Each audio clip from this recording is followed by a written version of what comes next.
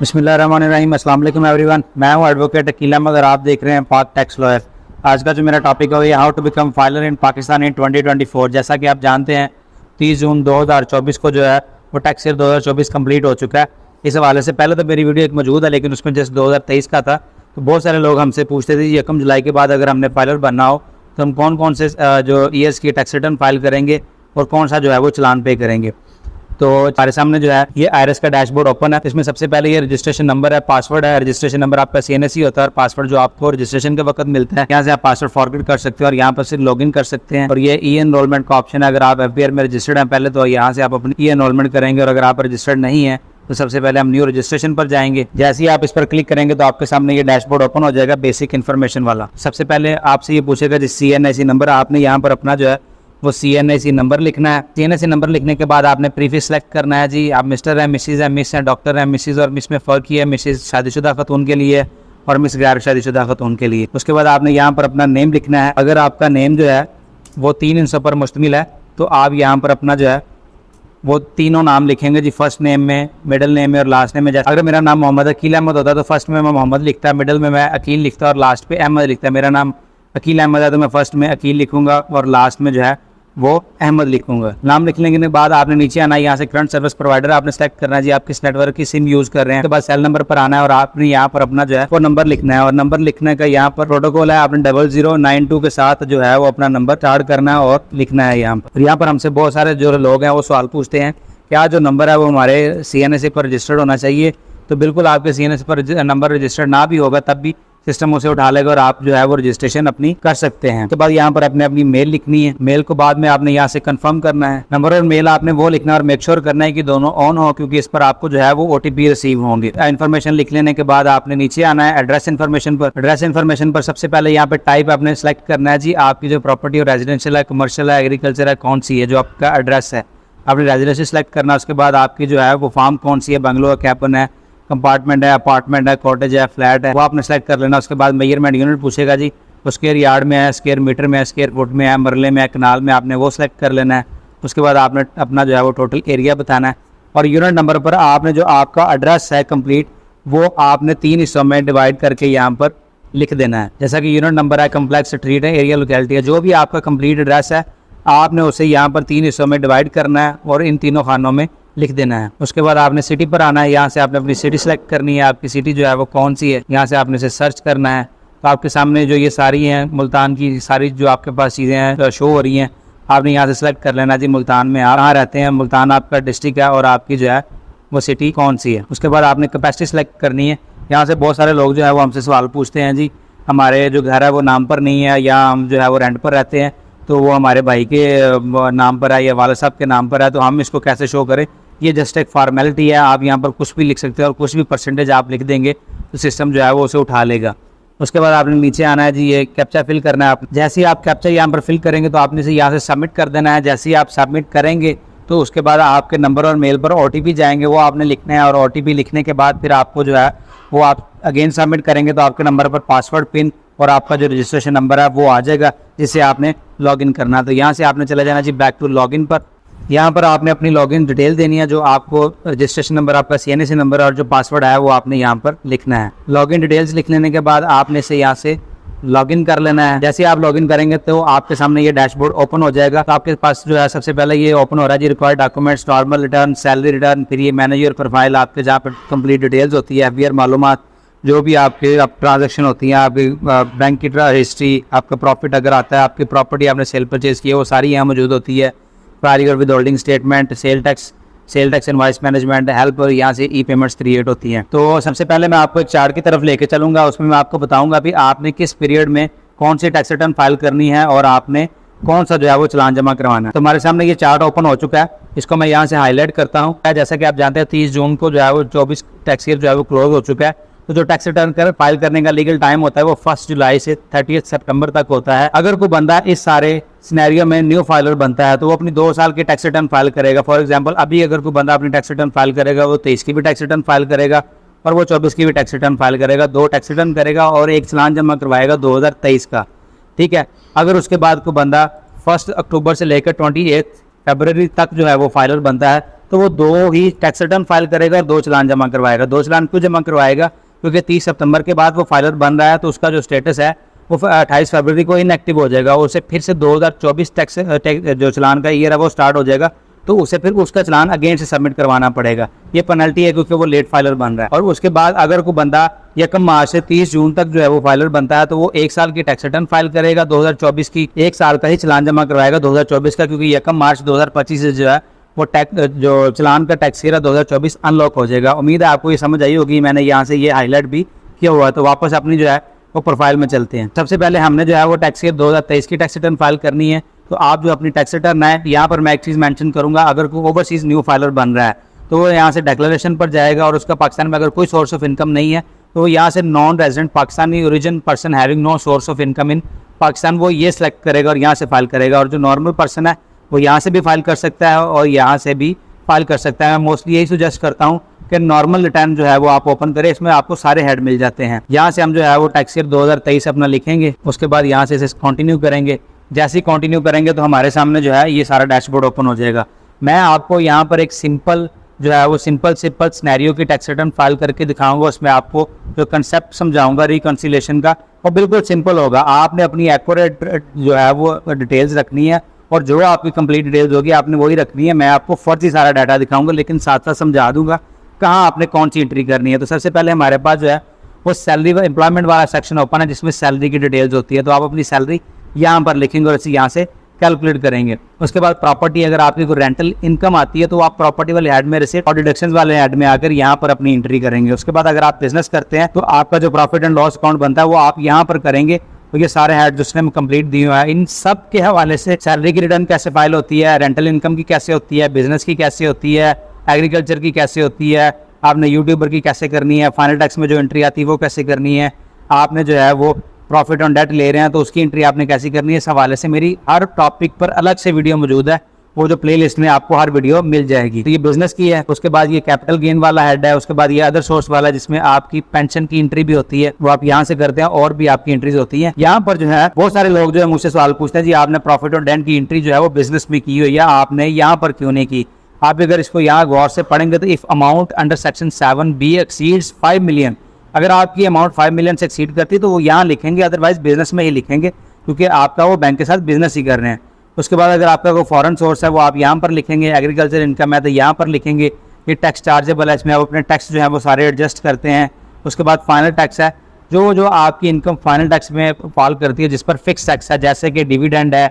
उसके बाद जी आपकी फ्रीलांसिंग इनकम है। उसके बाद आपका प्रॉफिट ऑन डेट है, उसकी सारी एंट्रियों पर फिक्स टैक्स है। अगर आपने प्रॉपर्टी भी सेल परचेज की है उस पर भी इन्होंने जो है वो फिक्स टैक्स लगाया हुआ है जी। अगर आप फाइलर हैं 3%, नॉन फाइलर हैं 6%, और अगर आप जो लेट फाइलर हैं 6%, और अगर आप नॉन फाइलर हैं तो 12% के हवाले से ये सारे फाइनल टैक्स हैं, तो इसकी एंट्री फाइनल टैक्स में होती है। उसके बाद हमारे पास वेल्थ स्टेटमेंट आ जाता है। वेल्थ स्टेटमेंट में पर्सनल एक्सपेंसेस हैं, ये बाद में आपको बताऊंगा, और रिकंसिलेशन ऑफ नेट एसेट्स। फिर उसके बाद अगर आपकी इनकम नॉर्मल टैक्स में आती है, एग्जम्प्ट में आती है या फाइनल टैक्स में आती है, आप यहाँ पर लिखेंगे। और अगर आपकी फॉरेन रेमिटेंस है तो आप यहाँ पर लिखेंगे। जैसा कि मैंने पहले बताया, अगर कोई ओवरसीज पाकिस्तानी जो है उसका पाकिस्तान में कोई सोर्स ऑफ इनकम नहीं है तो वो अपनी वो टैक्स रिटर्न फाइल करेगा। लेकिन अगर उसका यहाँ पर सोर्स ऑफ इनकम है, कोई प्रॉपर्टी इनकम है, या उसने प्रॉफिट ऑन डेट लिया, तो वो नॉर्मल रिटर्न फाइल करेगा। लेकिन एट्रीब्यूट से जाकर वो अपना जो है वो रेजिडेंट्स जो है वो नॉन स्टेटस अपना नॉन रेजिडेंट सेलेक्ट करेगा यहाँ से। ठीक है जी, तो वापस चलते हैं। मैंने आपको पहले बताया कि मैं आपको यहाँ पर जो है वो सिंपल जो है सारी डिटेल्स बताऊँगा कि आपने एक सिंपल रिटर्न कैसे फाइल करनी है। तो हर टॉपिक के हवाले से जो भी आपका सिनेरियो, मेरी वीडियो हर टॉपिक पर मौजूद है, आप वो देखकर फाइल कर सकते हैं। तो सबसे पहले एम्प्लॉयमेंट वाले जाते हैं, यहाँ से हम सैलरी वाला सेलेक्ट करेंगे। यहाँ पर जो हमने पूरे ईयर की अपनी सैलरी जो है वो सिलेक्ट की है, तो हम इसे यहाँ पर लिख देंगे। इसको यहाँ पर लिखने के बाद हमने यहाँ से कॉपी करना है। कॉपी करने के बाद हमने वेल्थ स्टेटमेंट पर जाना और रिकंसिलेशन ऑफ नेट एसेट्स पर जाकर हमारी ये जो इनकम है वो नॉर्मल में फाइल करती है, हम यहाँ पर लिखेंगे। अगर आपकी इनकम एग्जाम्प्ट सेक्शन में फाइल करती है, एग्रीकल्चर या पेंशन है, तो यहाँ पर लिखेंगे। फाइनल टैक्स के तो आप यहाँ पर लिखें और इसे आप यहाँ से कैलकुलेट कर देंगे। कैलकुलेट करने के बाद आपने जाना है जी टैक्स चार्जेबल पर, यहाँ से आपने जाना है जी कंप्यूटेशन में और देखना है इस पर कोई टैक्स तो नहीं बनता। इस पर जी ये टैक्स बन रहा है, क्योंकि नॉर्मली जिनको सैलरी मिलती है उनको टैक्स डिडक्शन के बाद मिलती है, तो आपने एडजस्टेबल में करना है। लेकिन पहले आपको बता दूं, अगर आपका टैक्स बन रहा है तो आपने उसको कैसे पे करना है। यहाँ पर आपने जाना है जी प्रीपेड PSID पर, आपने यहाँ से जो है वो अपना PSID प्रिपेयर करना है। ये सारी आपकी डिटेल्स आपको फैच कर रहा है, नीचे आपको जनरेट PSID कर देगा, आपने जनरेट PSID करनी है। जो आपको डिजिट्स आएंगे, उन नंबर्स के ये लेकर आपने जायज़ कैश इजी पैसा से पेमेंट कर देनी है। जैसे ही आप ये पेमेंट करेंगे तो पेमेंट करने के आधे पौने घंटे के अंदर आपने यहाँ से पेमेंट्स पर जाना है और यहाँ पर पेमेंट जो है वो अनक्लेम्ड में आ रही होगी, आपने यहाँ से उसे क्लेम कर लेना है।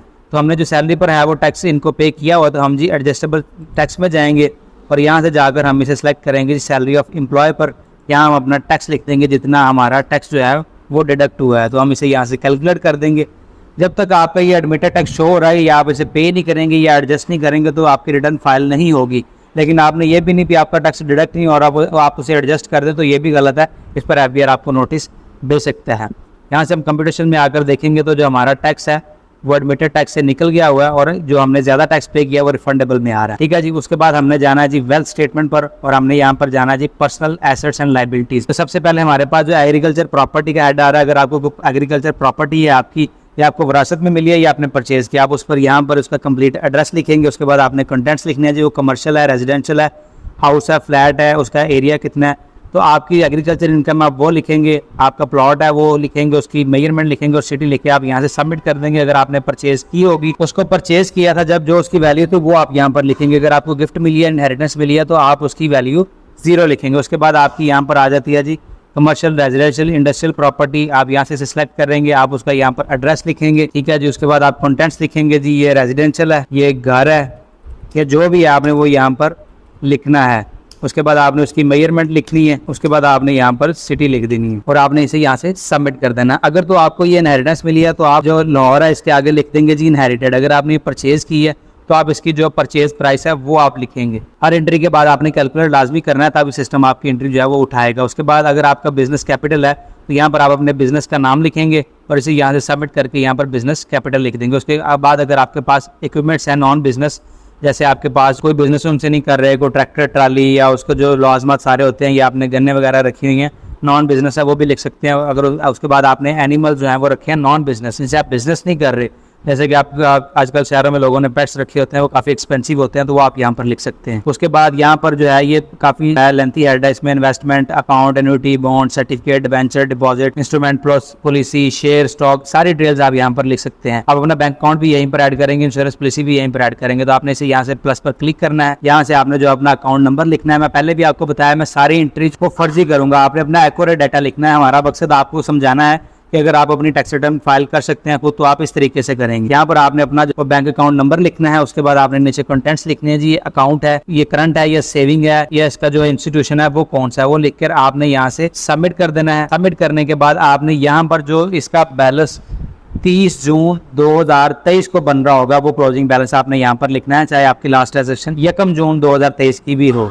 ठीक है। उसके बाद अगर आपने किसी को लोन दिया हो तो आप यहाँ पर लिखेंगे। उसके बाद अगर आपके पास कोई बाइक है तो आप उसकी एंट्री यहाँ पर करेंगे, उसका रजिस्ट्रेशन नंबर लिखेंगे आप। उसके बाद उसके कंटेंट्स लिखेंगे, प्राइवेट है, कमर्शियल है, मेक, मॉडल और उसकी इंजन कैपेसिटी यहाँ पर लिखेंगे। उसके बाद प्रीशियस पोजेशन, अगर आपके पास गोल्ड है, आपने वो परचेज किया तो लिख सकते हैं। अगर खतून है तो आपको शादी के वक्त मिला तो आप वो भी यहाँ पर लिखेंगे। मोस्टली लोग क्या करते हैं जी, वो लिख देता है जी सिंस मैरिज। तो ये गोल्ड जो होता है ये औरत की मलकियत होता है, मर्द की मलकियत ये नहीं होता। उसके बाद अगर आपके हाउस होल्ड इफेक्ट्स हैं तो आप यहाँ पर लिख सकते हैं घर का जो आपका फर्नीचर है। उसके बाद पर्सनल आइटम्स में आपका मोबाइल फ़ोन, लैपटॉप वगैरह ये सारी चीज़ें आती हैं, आप वो भी यहाँ पर लिख सकते हैं। उसके बाद आपने कैलकुलेट करना है। और उसके बाद कैश नॉन बिजनेस, अगर आपके पास कुछ सेविंग पड़ी हुई है तो वो भी आप अपने पास यहाँ पर लिख सकते हैं। कैलकुलेट करने के बाद आपने नीचे आना है, तो यहाँ पर एनी अदर एसेट का ऑप्शन है। अगर कोई एसेट ऐसे आपके पास है जिनकी डिटेल्स आपको एफबीआर यहाँ पर डिटेल्स नहीं दे रहा तो आप यहाँ पर लिख सकते हैं। ठीक है जी। एसेट्स इन अदर्स नेम, अगर आपने अपने एसेट किसी दूसरे बंदे के नाम पर लेके रखे हुए हैं तो वो भी आप यहाँ पर लिख सकते हैं। एसेट्स हॉल्ड आउटसाइड पाकिस्तान, वो भी आप लिख सकते हैं। कैपिटल और voting rights in foreign company, वो भी आप यहाँ पर लिख सकते हैं। उसके बाद यहाँ पर अगर आपने किसी से लोन लिया हुआ तो वो उसकी सारी डिटेल जो है आप यहाँ पर लिखेंगे और उसके कंटेंट्स लिखेंगे, सारी चीज़ें लिख के से सबमिट करेंगे तो ये आपकी लायबिलिटी में चला जाएगा। उसके बाद है जी ये पर्सनल एक्सपेंसेस वाला हेड जो है, यहाँ पर सबसे पहले जो है रेंट, अगर आपने कोई रेंटल प्रॉपर्टी ली या आप रेंट पे कर रहे हैं तो आप वो यहाँ पर लिख सकते हैं सालाना जितना आप रेंट पे कर रहे होंगे। ठीक है जी। उसके बाद अगर आपने कोई टैक्स पे किया हुआ तो आप यहाँ पर लिखेंगे। व्हीकल अगर आपने रखी हुई है उसकी मेंटेनेंस होती है सालाना तो वो भी आप यहाँ पर लिखेंगे। ट्रैवलिंग आप करते हैं तो वो भी आप यहाँ पर लिखेंगे और उसके बाद आप इसे कैलकुलेट करेंगे। इलेक्ट्रिसिटी बिल आप पे कर रहे हैं तो आप उसको यहाँ पर ईयरली जो आपका कैलकुलेट करेंगे वो बन रहा है, आप यहाँ पर लिख सकते हैं। वाटर कनेक्शन आपका लगा हुआ है तो वो भी आप लिखेंगे। गैस के जो अखराजात है, मीटर लगा हुआ है या आप सिलेंडर जो है वो यूज़ कर रहे हैं तो वो भी आप यहाँ पर लिख सकते हैं। उसके बाद अगर आपने इंटरनेट लगवाया हुआ है तो वो भी आप यहाँ पर लिखेंगे, उसका जो बिल देते हैं आप। उसके बाद आपने कोई इंश्योरेंस पॉलिसी ली हुई है तो वो भी एंट्री यहाँ पर करेंगे। अगर आपने कोई मेडिकल चेकअप अपना करवाया है तो वो यहाँ पर लिखेंगे। आप पढ़ रहे हैं या आपके बच्चे पढ़ रहे हैं, उनके जो अखराजात होते हैं वो भी आप यहाँ पर लिख सकते हैं। उसके बाद अगर आपने कोई क्लब की मेंबरशिप ली हुई है या जिम जाते हैं तो उसकी भी एंट्री यहाँ पर कर सकते हैं। उसके बाद अगर आपने फंक्शंस या गैदरिंग जो है वो ज्वाइन किए हैं और वहाँ पे आपके अखराजात, वो भी आप यहाँ पर लिख सकते हैं। उसके बाद ये आपका आ जाता है जी other personal household expenses, जो आपके डेली बेसिस के अखराजात होते हैं वो आप यहाँ पर लिख सकते हैं। उसके बाद आप इसे यहाँ से कैलकुलेट करेंगे। कैलकुलेट करने के बाद ये सारे जो आपके अखराजात यहाँ पर आ गए और आप यहाँ से जाएंगे वापस रिकॉन्सिलेशन ऑफ नेट एसेट्स पर, तो आपके पास ये आ रहा है जी 16,93,030 रुपये। ठीक है, और यहाँ पर एक ऑप्शन है जी नेट एसेट प्रीवियस ईयर। अब इनका जो घर है वो इनके नाम प्रीवियस ईयर से इनके नाम पर है, तो आप यहाँ पर उसको जो है वो सारे पैसे उठाकर यहाँ पर लिख देंगे। और अनरिकंसाइल्ड अमाउंट में लोगों को बहुत सी कन्फ्यूजन होती है कि इसको हमने जीरो कैसे करना है। ये जब तक जीरो नहीं होगी आपकी टैक्स रिटर्न जो है वो फाइल नहीं होगी। और जीरो करने का मतलब ये भी नहीं है कि आप इसे जो है वो जैसे आपका दिल करता है इसे आप यहाँ से जीरो कर दें कहीं भी गलत एंट्री करके, तो उस पर आप एफबीआर आपको जो है वो पूछेगा भी और आपको टैक्स का नोटिस भी देगा। तो अगर ये प्लस में आ रही है तो इसका मतलब है आपका इनफ्लो कम है और आपका जो आउटफ्लो है वो ज़्यादा है, तो ये प्लस में आ गया। अगर आपकी ये माइनस में आ रही हो तो इसका मतलब है कि आपका जो इनफ्लो है वो ज़्यादा है और आपका आउटफ्लो जो है वो कम है। अब हमारे पास ये नेट एसेट प्रीवियस ईयर से हम इसे यहाँ से कॉपी करेंगे। कॉपी करने के बाद हमारे पास जो नेट एसेट है ये प्रीवियस ईयर से हम इसे यहाँ से कॉपी करेंगे और कॉपी करने के बाद हम इसे यहाँ पेस्ट कर देंगे और यहाँ से कैलकुलेट कर देंगे। कैलकुलेट करने के बाद देखेंगे तो हमारी अमाउंट जो है वो जीरो हो चुकी है। तो आपने वापस ऊपर जाना और यहाँ से इसे सेव करना है। आपकी रिटर्न कंप्लीट है तो आपने सबमिट वाले ऑप्शन पर जाना है। यहाँ पर जो रजिस्ट्रेशन के वक्त आपको पिन आया था आपने वो लिखना है। अगर आपको पिन भूल गए तो परेशानी वाली बात नहीं, आप यहाँ से जाकर अपना जो है वो पिन जनरेट कर सकते हैं। उसके बाद यहाँ पर आप अपना जो है अपना आप पिन लिखेंगे और इसे यहाँ से सबमिट कर देंगे। इसे मैं सबमिट नहीं करूँगा क्योंकि ये सारा फर्जी डाटा है आपको समझाने के लिए। तो हम वापस चलते हैं अपने मेन डैशबोर्ड की तरफ। मैं इसे यहाँ से क्लोज करूँगा। क्लोज करने के बाद हम वापस यहाँ पर आ गए हैं। अगर आप अपनी टैक्स रिटर्न फाइल करेंगे तो आपने 2-3 मिनट वेट करना है, तो आपकी कंप्लीटेड टैक्स में यहाँ पर आ जाएगा, डिक्लेरेशन में ये शो हो जाएगी। उसके बाद आपने वापस फिर नॉर्मल रिटर्न पर जाना और यहाँ से आपने जो है वो अपना टैक्स ईयर 2024 सेलेक्ट करना है। उसके बाद आपने सेलेक्ट करने के बाद इसे यहाँ से कंटिन्यू करना है। कंटिन्यू करने के बाद अब आपका जो डाटा था पिछला, आपकी रिटर्न जो है वो सबमिट हुई होगी सारी, तो वो आपका डाटा सेव हो जाएगा। उसे आपने यहाँ से इंपोर्ट प्रीवियस रिटर्न करना है, तो आपका सारा डाटा फैच होके यहाँ पर आ जाएगा। से आप इस पर यहाँ पर सेलेक्ट करेंगे तो आपका पिछले ईयर का जो सारा डाटा होगा वो ये सारा इंपोर्ट कर लेगा, जो भी आपकी डिटेल्स यहाँ पर लिखी होगी। तो आपने अपनी जो इस साल की इनकम है वो आपने लिख देनी है यहाँ पर। उसके बाद आपने इसे यहाँ से कॉपी करना है। कॉपी करने के बाद आपने इसे यहाँ पर वापस नॉर्मल टैक्स में लिखना है और इसको यहाँ से कैलकुलेट कर देना है। आपकी सारी जो डिटेल है ये सिस्टम सारी उठा रहा है। ठीक है, मैंने आपको ये सारा कुछ फर्जी करके बता रहा हूँ। आपने अपनी डिटेल्स एक्यूरेट लिखनी है, ऐसे लिखनी है। हमारा मकसद आपको समझाना है और रियल डाटा जो है वो हम आपको लोगों का दिखा भी नहीं सकते। सबसे पहले आपने अपने एक्सपेंसेस यहाँ पर ऐड करने हैं। अगर आपकी रेंटल इनकम है कोई, वो आप यहाँ पर लिखेंगे। आपने अपने अखराजात की जो है वो एक सेंस बनानी है ताकि वो जस्टिफिएबल भी हों। आपने ऐसे भी नहीं लिख देने कि वो जस्टिफाई ही ना हो सकें। और अखराजात जो बिजली के बिल हैं लोगों ने राउंड फिगर्स में लिखे होते हैं, आपके ये कभी भी राउंड फिगर्स में नहीं हो सकते। उसके बाद आपका इंटरनेट बिल है वो आपने लिख देना है यहाँ पर। आपके बच्चे पढ़ रहे हैं आपने वो लिख देना है यहाँ पर। अगर आपने इस साल की फंक्शन गैदरिंग एंजॉय की हैं तो वो लिख देनी है आपने। फिर पर्सनल एक्सपेंसेस में जो आपके डेली के अखराजात हैं वो लिख देने हैं। वो लिखने के बाद आपने वापस रिकॉन्सिलेशन ऑफ नेट एसेट्स पर जाना और आपने देखना जी ये माइनस में आ रहा है। तो माइनस में आने का मतलब है कि आपका इनफ्लो ज़्यादा और आउटफ्लो कम है, तो आपकी जो है ये सेविंग होगी। अगर आपने इसे कोई एसेट परचेज़ किया तो आप वो लिख सकते हैं, अदरवाइज आप इसे यहाँ पर अपनी सेविंग में लिखेंगे कि आपके ये कितने पैसे बनते हैं। यहाँ पर लिखने के बाद आपने कैलकुलेट करना है और वापस अपनी रिकॉन्सिलेशन ऑफ नेट एसेट्स पर जाना है, तो आपकी अमाउंट ज़ीरो होगी। अगर आपने 2024 में कोई एसेट मज़ीद परचेज़ किया होगा तो उसे आप यहाँ पर लिखेंगे और ज़ाहिर बात है उसका सोर्स ऑफ इनकम जस्टिफिएबल भी होना चाहिए। ठीक है, अगर वो आप उसे जस्टिफाई नहीं कर सकेंगे तो फिर आपके लिए जो है वो मसला होगा कि आपका सोर्स कहाँ से आया है। तो अगर आपकी वो इनकम होगी तो उस पर टैक्स लगेगा और आपको वो पे भी करना पड़ेगा। उसके बाद आपने यहाँ से इसे सेव करना है और सबमिट वाले ऑप्शन पर जाना है। यहाँ से अपना आपने पिन लिखना है और पिन लिखने के बाद आपने इसे यहाँ से सबमिट कर देना है। जैसे ही आप इसे सबमिट करेंगे तो आप इस टैब पर वापस आ जाएंगे। अब आपने अपना जो है वो चालान क्रिएट करके जमा करवाना है। अब चालान हमने कैसे क्रिएट करना है, हम यहाँ पर जाएंगे जी EFBR पर, यहाँ से सिलेक्ट करेंगे। सिलेक्ट करने के बाद हम इसे यहाँ से ये जो है पोर्टल सेलेक्ट करेंगे। उसके बाद आपके सामने ये डैशबोर्ड ओपन होगा और यहाँ से आप ई पेमेंट्स पर जाना है और उसके बाद आपने इनकम टैक्स पर जाना है। जैसे आप इस पर क्लिक करेंगे तो आपके सामने ये सारा डैशबोर्ड ओपन हो जाएगा। तो आपने यहाँ से ईयर सेलेक्ट करना है। जैसा कि मैं आपको चार्ट दिखा चुका हूँ, आपने 2023 का जो है वो चालान जमा करवाना है और उसके बाद आपने CNSE सेलेक्ट करना है। यहाँ से आप 1TN लिखना चाहते हैं वो लिख लें, रजिस्ट्रेशन नंबर है वो लिख सकते हैं। तो हम यहाँ पर CNSE नंबर लिखेंगे। यहाँ पर CNSE नंबर लिखने के बाद आपने इंटर करना है। जैसे ही इंटर करेंगे तो ये सारी डिटेल जो आपकी उठा लेगा। उसके बाद आपने सेलेक्ट टैक्स पेमेंट नेचर पर आना है। आपने यहाँ से मिसलेनियस सेलेक्ट करनी है। मिसलेनियस सेलेक्ट करने के बाद ये सारी डिटेल्स आपका एड्रेस जो भी आपकी डिटेल्स है ये सारी उठा लेगा। उसके बाद आपने यहाँ से आना है सेलेक्ट पर और यहाँ से आपने आना जी सरचार्ज ऑफ ATL पर। इस पर क्लिक करेंगे तो ये जो है अब आपको ये नोटिफिकेशन दे देगा कि क्रिएशन ऑफ PSID अंदर this payment section is only allowed for tax year 2023। तो आपने ये जो चलान है ये 1000 रुपये का होता है। आपने यहाँ पर 1000 लिखना है और यहाँ से इंटर करना है।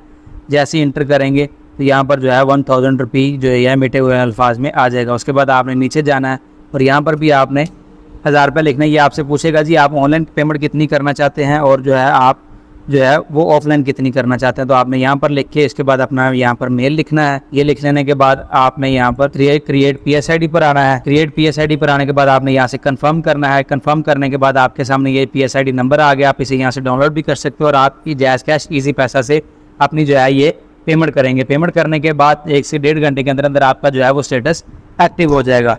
तो आज की जो हमारी वीडियो कंप्लीट होगी। अगर इस हवाले से मजीद आपको किसी कन्फ्यूजन का सामना है या अगर आपको किसी सिनेरियो की समझ नहीं लगी तो नीचे जो हमारा WhatsApp नंबर चल रहा है इस पर आप हमसे रब्ता कर सकते हैं। तो आज की वीडियो हमारी कंप्लीट होगी। उम्मीद है आपको ये पसंद आएगी और आप इसे सीखेंगे भी। तो मजीद ऐसी मालूमाती वीडियो देखने के लिए आप मेरा चैनल सब्सक्राइब कर लें। तो मिलते हैं आइंदा किसी ऐसी नई वीडियो में किसी नए टॉपिक के साथ। तब तक के लिए अल्लाह हाफिज़।